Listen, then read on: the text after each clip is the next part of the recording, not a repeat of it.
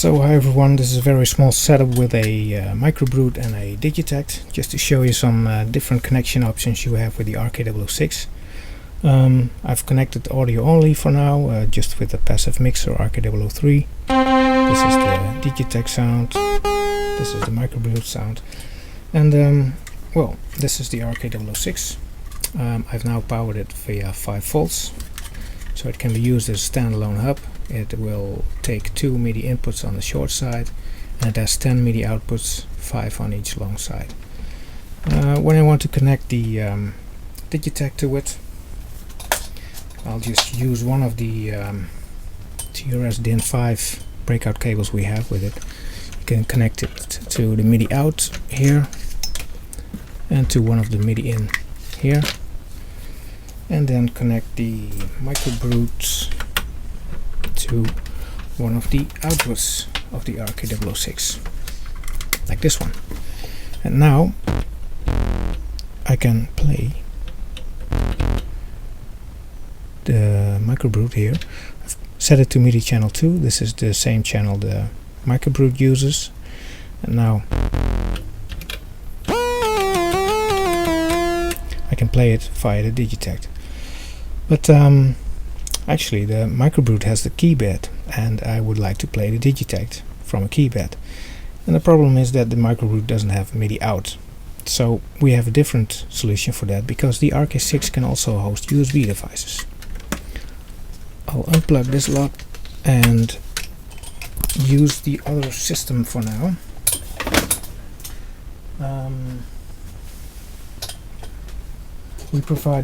We have provided this cable here with the RK-006, which is a OTG cable. You just plug this in between the power here, so the power goes into that female side here, and you plug the male side into the RK-6. Now it's a USB standalone host as well. With this cable in between, don't connect it to a computer or anything, because then you'll have 2 hosts and it won't work. But for now, I can also even standalone connect a little USB hub to it, and even expand the input-output ports of the RK-6. I can plug 3 USB MIDI devices here. I can plug in a SD card to play MIDI files. And what I'll do now is I'll plug in the Digitakt USB. So, and now you'll see when I play something here, the lights go on, so you know that MIDI is coming out of the Digitakt. And now I'll connect the Microbrute to another USB port, like this. And now when I press a key on the Microbrute, you'll also see that the lights go on. So the Microbrute is sending out MIDI as well. I can use it to play the Digitakt, and I can use the Digitakt to play the Microbrute, of course, like it was before. And then another fun thing is that you can change the outputs not only for MIDI, but you can also use them to send out gate or PWM signals. And I'll use this iPad app here, which we have for the RK-6, and connect it via a Lightning to USB cable from Apple. Once connected, it will read out the settings, and now you can change each output to do different stuff. Like here's the output 10. I can change it to a gate, and I want it to be a key gate, always available, not only when the sequencer is running. And output 9, I'll also put that to a gate signal, and I'll change this to CC71. And output 7, also gate, and that will be, oh wait, that's one before, output 8, yeah, 8 CC70.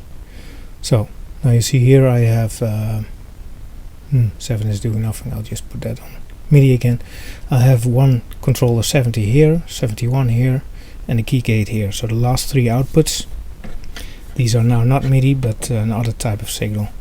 I'll store this into the RK-006, so now it's saved, and every time I power up the RK-006 it will have these settings available, like now. You see when I press a key now, you see that the port 10 now has a gate, and 9 and 8 are not doing anything. But if I change this to controller 70 and 71, activate these two dials here, now you can see these last two are sending out messages too. These are just MIDI now, so there will be MIDI controllers coming out of it, but these last two will have analog voltages, PWM voltages. So what happens when I, for example, unpatch this and use filter on this output? Let's see what the correct dial is. This one. Now I can control the filter via MIDI dial. I can also, for example, patch the pitch on one of these, and I can use this dial to change the pitch. You see, you'll hear that it's a bit coarse maybe, so for note playing it probably won't be that interesting, but for opening up filters and stuff it's very nice, because well, why would you do that if you have all these knobs here too? Well, on the Digitakt, for example, you can sequence this. So I'll just tap in a few notes.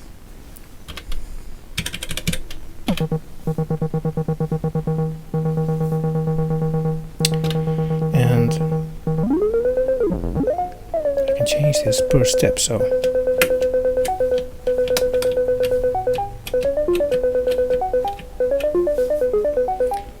and I can also change that filter on each step.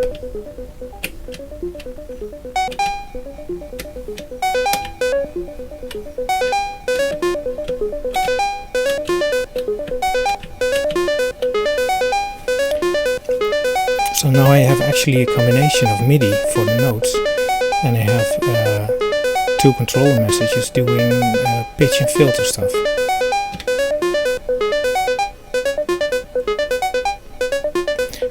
Now I'm changing the pitch via controller, so what I can do now as well is change the bass key of this whole track. And the whole thing will go along with it. You can also repatch the filter to PWM input. See what happens then. I can really change the sound now.